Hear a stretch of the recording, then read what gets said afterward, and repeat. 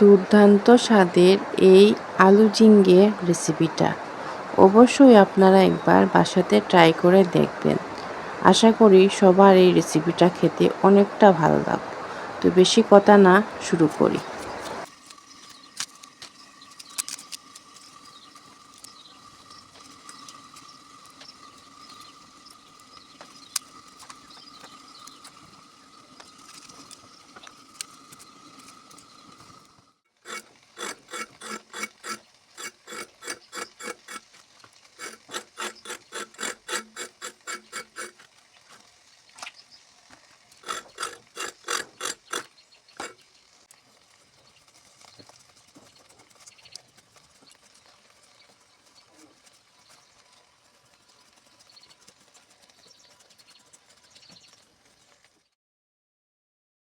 দেখতেই পাচ্ছেন যে আমার সব সবজি কাটা শেষ, আর এখানে আলুগুলো কেটে নিয়েছি।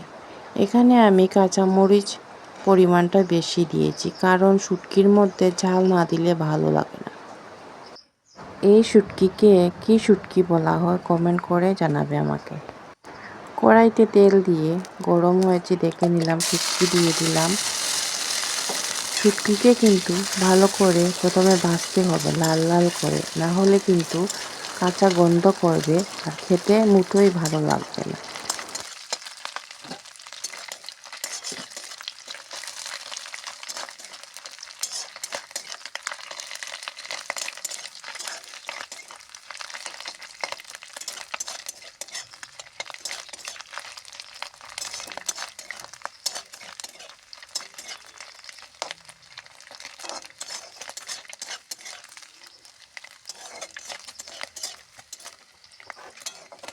ভালো করে ভাজা হয়ে গিয়েছে, এখন নামিয়ে নেব।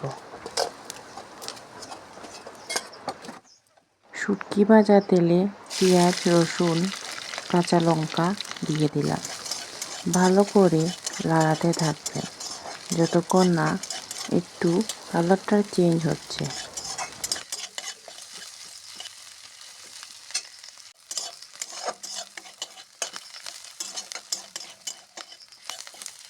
দেখতেই পাচ্ছেন আপনারা, অনেকটি কালার ব্রাউন কালার হয়ে গিয়েছে।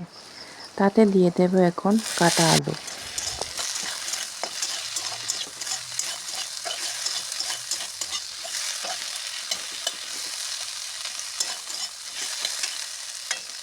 তাতে দিয়ে দিলাম ঝিঙ্গে।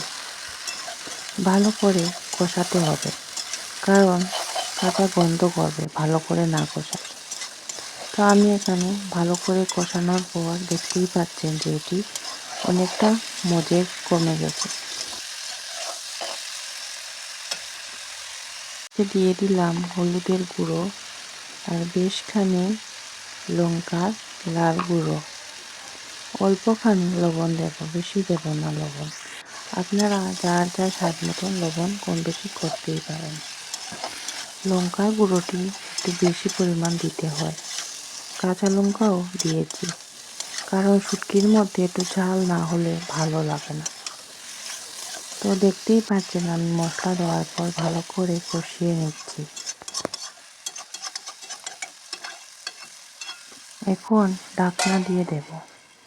এখন দেখব কতটুক হয়েছে। এখন নাড়াবো।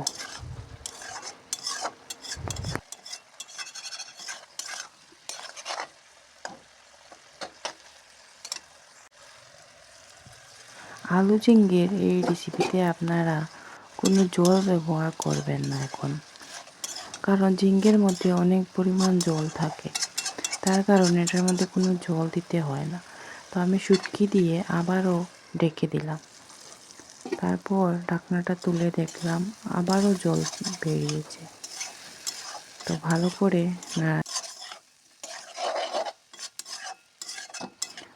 করে নাড়াতে হবে, না হলে কড়াইতে লেগে যাবে।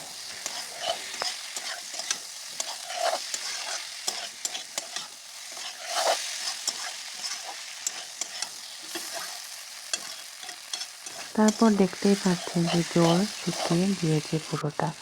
এখন আমরা তাতে একটু গরম জল দেব, ঠান্ডা জল দেবেন না। অবশ্যই গরম জল দেবেন, তাতে তাড়াতাড়ি হয়ে যাবে। তো আমি জল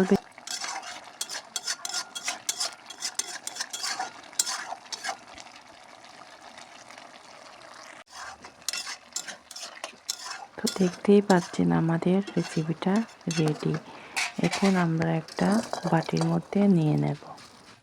কেমন হলো আমার এই ঝিঙ্গে আলুর রেসিপিটা অবশ্যই আপনারা কমেন্ট করে জানাবেন। যদি ভালো লাগে তো একটা লাইক করে দেবেন।